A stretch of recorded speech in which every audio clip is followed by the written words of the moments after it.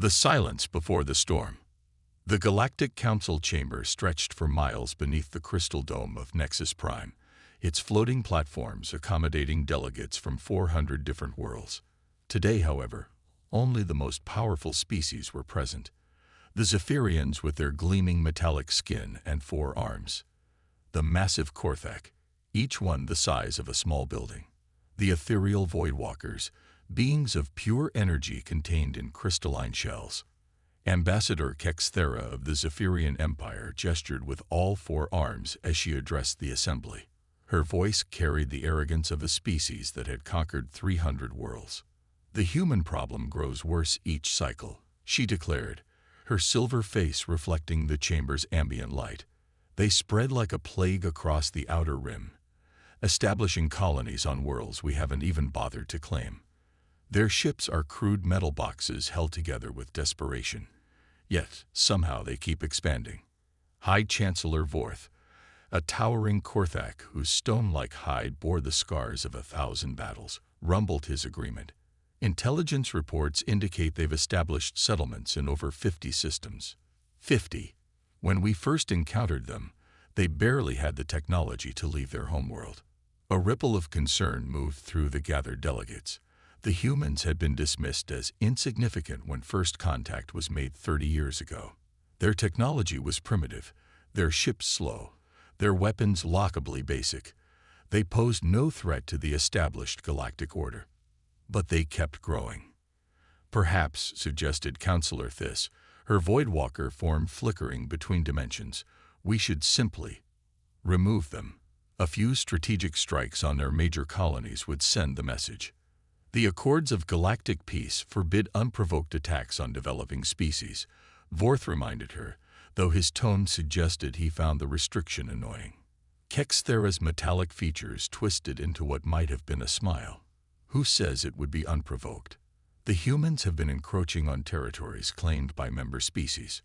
We have every right to defend our interests. The debate continued for hours, but the outcome was inevitable. The Galactic Council had made its decision. The human expansion would be stopped permanently.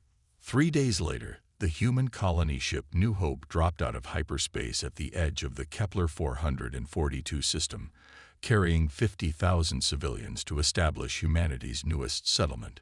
The families aboard were excited, filled with dreams of building something better among the stars. They never saw the Zephyrian battle fleet waiting in the asteroid field. The attack was swift and merciless. Advanced plasma cannons, each one capable of melting through a human ship's hull in seconds, opened fire without warning.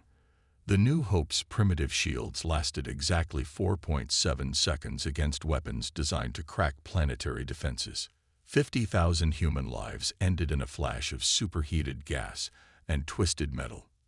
The message to Earth was delivered by High Chancellor Vorth himself, broadcast across all human communication networks with the casual indifference one might use to swat an insect. The Galactic Council has spoken. His massive form filled screens across human space. Your expansion ends now. Return to your homeworld and remain there. Any further attempts to establish colonies will result in similar consequences. This is your only warning. The broadcast ended, leaving humanity staring into the cold darkness of space, suddenly aware of just how small and alone they truly were. But what the Galactic Council failed to understand was that humans had been small and alone before. They had faced extinction from ice ages, plagues, wars, and disasters that would have ended any other species. Each time, they had done more than just survive. They had learned. Admiral Sarah Chen stood in the war room deep beneath the Rocky Mountains, studying the holographic display of known galactic civilizations. Her weathered face, marked by 40 years of military service, showed no emotion as she absorbed the intelligence reports streaming in from across human space. "Ma'am," her aide approached cautiously, "the President is asking for recommendations." Sarah didn't look away from the display. "Tell the President that humanity will respond appropriately." What the galactic community didn't know was that humans have been preparing for this day since first contact 30 years ago. While publicly maintaining their image as peaceful explorers, Human intelligence services had been working overtime. Every trade delegation, every cultural exchange, every diplomatic meeting had been an opportunity to gather information and to place assets. Captain Marcus Stone had been working as a maintenance technician on Zephyrian Prime for 15 years. To his alien supervisors, he was just another human grunt, barely intelligent enough to operate basic tools. They never suspected that his maintenance work had given him access to every major facility on the planet. He wasn't alone. Across the galaxy, hundreds of humans working in seemingly menial positions, janitors, cooks, laborers, traders, suddenly revealed their true purpose. They had been watching, learning, mapping every weakness in the galactic infrastructure. The first strike came without warning. On Zephyrian Prime, the planetary communication array simply stopped working. What appeared to be a routine system failure was actually the result of Marcus Stone's careful sabotage, carried out over months of seemingly innocent maintenance visits. On Corthek's military shipyards above Titan Station, an accidental explosion in the fuel depot destroyed 3 battle cruisers and damaged a dozen more. The human cleaning crew that had been working the night shift was nowhere to be found. Across 47 worlds, critical infrastructure failed simultaneously. Power grids collapsed. Communication networks went dark. Military installations found their weapon systems mysteriously offline. In each case, the cause appeared to be accidents, system failures, or natural disasters. But the timing was too perfect, the damage too precise. Humanity had spent 30 years placing its pieces on the board. Now they were making their move. Ambassador Kexthera stared at the reports, flooding in from across Zephyrian space, her 4 arms trembling with rage. "Impossible," she snarled. "Humans don't have this capability. They're barely above Stone Age technology. The evidence suggests otherwise." High Chancellor Vorth's voice carried a note of concern that hadn't been there before. "These aren't random failures. Someone has been systematically targeting our most vulnerable systems. It has to be another galactic power," insisted Counselor Thys. "The hegemony, perhaps, or the Spiral Alliance. They're using the human situation as cover for their own operations." But deep down, they all knew the truth. The only species with motive for such coordinated attacks was humanity. The question was how a civilization they had dismissed as primitive could execute such a sophisticated operation. The answer came in the form of a transmission broadcast simultaneously across every communication network in the galaxy. The signal bypassed security protocols, overrode encryption systems, and appeared on screens from the galactic core to the Outer Rim territories. Admiral Sarah Chen's face appeared, calm and professional, speaking in perfect galactic standard. "Citizens of the galactic community," she began, her voice carrying the weight of humanity's collective fury. "3 days ago, your leaders murdered 50,000 human civilians. Men, women, and children whose only crime was seeking a new home among the stars." She paused, letting the words sink in.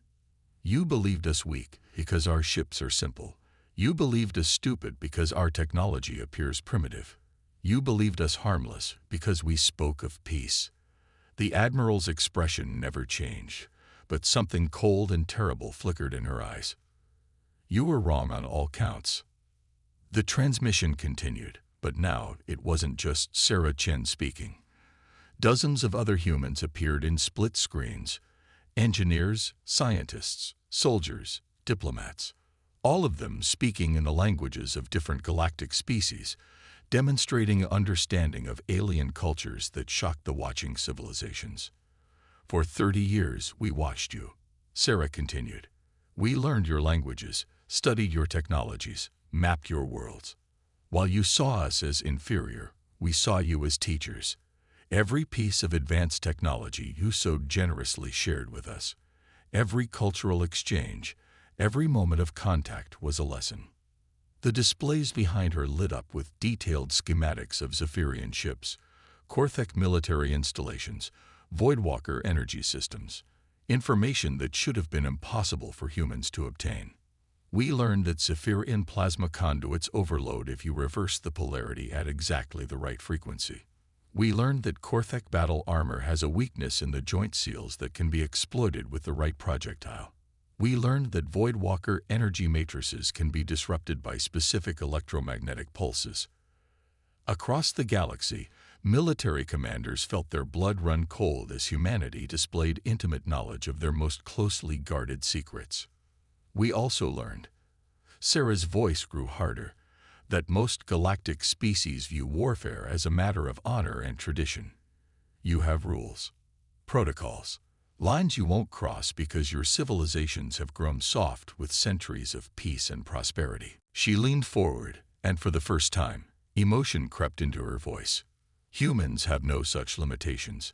We have spent our entire history at war, with nature, with each other, with extinction itself. We know what it means to fight not for honor or territory, but for survival. And when you murdered our civilians, you taught us that this galaxy offers only one choice: fight or die. The transmission ended with a simple statement that would be remembered for generations. The Galactic Council has 48 hours to surrender unconditionally and submit to human authority. After that, we will demonstrate why no species in the history of this galaxy has ever survived making an enemy of humanity. When the galaxy burned, the silence that followed humanity's ultimatum lasted exactly 12 hours. High Chancellor Vorth's response was broadcast from the emergency session of the Galactic Council, his massive form trembling with rage. The humans dare to threaten us. U.S. His roar shook the crystal dome of the council chamber. They are a single species from a single world. We represent 400 civilizations with the combined military might of 10,000 years of conquest.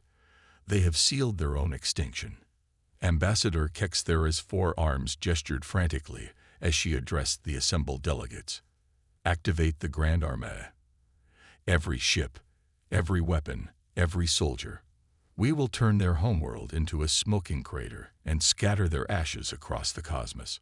What they didn't understand was that Admiral Sarah Chen had been counting on exactly this response. The Grand Armada was impressive by any measure. 3,000 warships from dozens of different species, representing the most advanced military technology the galaxy had ever seen. The combined firepower could sterilize entire star systems, and it was all converging on one target: Earth. But humanity had learned the most important lesson of all from their 30 years of observation. Every galactic species thought in terms of massive, overwhelming force. They built bigger ships, more powerful weapons, larger armies. It was a mindset born from centuries of fighting other civilizations that followed the same principles. Humans had learned to think differently. Dr. Elena Vasquez worked frantically in her laboratory aboard the human research vessel Prometheus, hidden in the asteroid field of the Sol system's outer rim. Around her, displays showed the approaching alien armada, a vast cloud of destruction that would reach Earth in less than 18 hours. Status report. Admiral Chen's voice crackled through the communication system.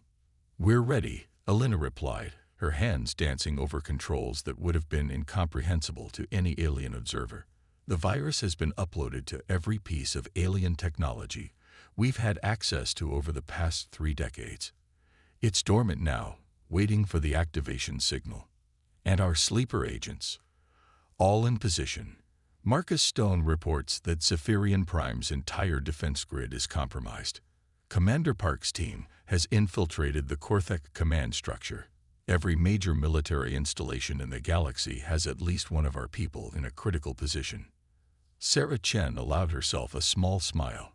"Then let's show them what happens when you underestimate humans."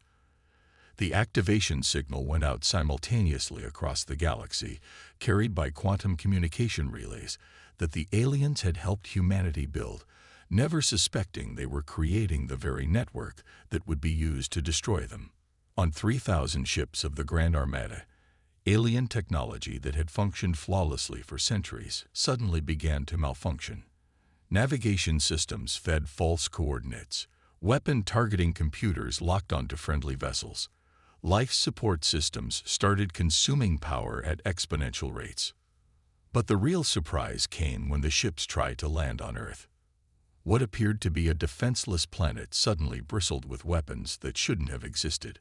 Orbital defense platforms decloaked, revealing themselves to be constructed from salvaged alien technology that had been lost or destroyed over the decades.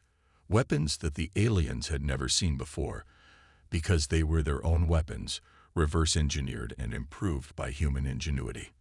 The first wave of attackers found themselves facing plasma cannons that fired faster than Zephyrian weapons, kinetic projectiles that hit harder than Korthik mass drivers, and energy shields that adapted in real time to incoming attacks. But the real shock came when Earth's moons split open. What the aliens had assumed was humanity's natural satellite was revealed to be the largest military installation ever constructed. 30 years of secret construction, hidden beneath a holographic shell, had created a fortress that dwarfed anything in galactic history. From the moon's artificial surface, weapons emerged that represented the best technology from every species humanity had encountered, combined and enhanced with human innovation. The firepower was staggering, but it was the psychological impact that truly mattered. Humanity had spent 3 decades appearing weak and primitive, while secretly building the most advanced military force the galaxy had ever seen. High Chancellor Vorth watched in horror as his flagship's bridge erupted in sparks and smoke. Impossible. Our technology is superior. How are they doing this? The answer came from an unexpected source. Commander Lisa Park, who had been serving as a cultural attaché aboard Vorth's ship for the past 5 years, stepped onto the bridge wearing human military combat armor. "Because you taught us everything we needed to know," she said calmly, her weapon trained on the massive alien leader. "Every time you showed off your superior technology, every time you demonstrated your advanced weapons, every time you let us observe your military exercises, you were giving us exactly what we needed to defeat you." Around the bridge, other human civilians revealed themselves to be highly trained special operations soldiers. The Korthik security forces found themselves outgunned by enemies who had been hiding in plain sight for years. "You see, Chancellor," Lisa continued, "humans have a saying, keep your friends close and your enemies closer. While you were dismissing us as harmless primitives, we were learning everything about you. Your tactics, your technology, your weaknesses." The pattern repeated across the galaxy. On every major world, human sleeper agents emerged from their cover to seize control of critical infrastructure. Marcus Stone's sabotage on Zephyrian Prime had been just the beginning. Now entire planetary defense networks turned against their creators. But the most devastating attack came from an unexpected direction. The collective voice, humanity's artificial intelligence network, had been secretly integrated into every piece of alien technology for decades. Now it activated, turning the galaxy's own infrastructure against itself. Trade ships found their navigation systems directing them into asteroid fields. Military communications networks began broadcasting human propaganda. Planetary defense systems powered down just as human attack fleets arrived. Dr. Elena Vasquez watched from the Prometheus as alien civilization after civilization fell to coordinated attacks that used their own technology against them. "It's working better than we hoped," she reported to Admiral Chen. "They're completely unprepared for this type of warfare." "Of course they are," Sarah replied. "They've never faced an enemy that studied them for 30 years before making a move." The turning point came when the Voidwalkers, the most advanced species in the galaxy, attempted to make a desperate alliance with their former enemies. Counselor Thys appeared on communication networks across known space, her energy form flickering with desperation. "We must unite against the human threat," she broadcast. "Set aside our differences and combine our remaining forces. Together, we can still stop them." It was too late. Trust had been shattered, command structures had collapsed, and human forces were advancing on multiple fronts with overwhelming superiority. The end came not with a massive battle, but with a simple transmission.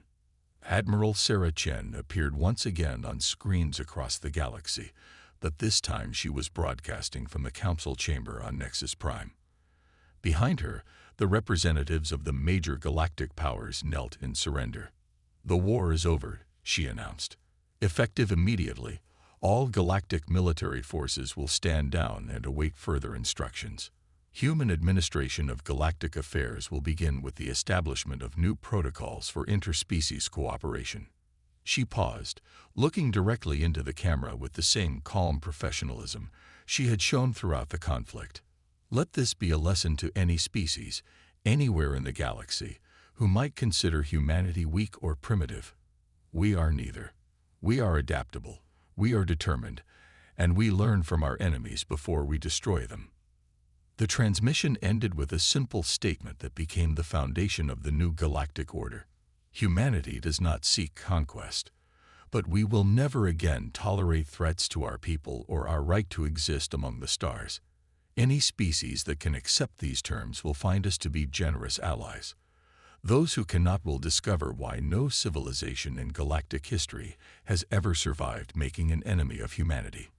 In the years that followed, historians would debate how a single species had managed to defeat the combined might of 400 civilizations in less than 72 hours. The answer was simpler than most could accept. Humans had done what they always did when faced with seemingly impossible odds. They had learned, adapted, and found a way to survive. The galaxy had awakened something that had been forged in the crucible of Earth's violent history. A species that viewed every challenge as a lesson and every enemy as a teacher. The day humanity chose total war became the day the galaxy learned why humans didn't just survive extinction. They thrived on it, and no species would ever forget.